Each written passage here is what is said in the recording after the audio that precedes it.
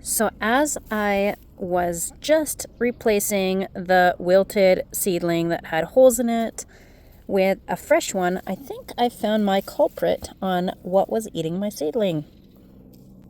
Slugs. So I have a solution for this.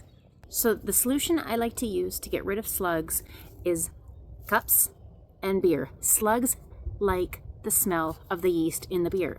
The time to do this is at dusk because slugs are most active at nighttime. They come out at night, they terrorize your garden, and then they hide during the day because they don't like the sunlight. So I'll show you what I do. So what I like to do is choose a spot near the plants, but not right on top of the plants. So I have 3 plants right here. I have a few more plants right here. It's kind of hard to see as it's getting a bit dark.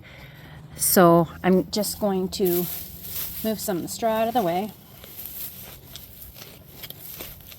Dig a bit of a hole.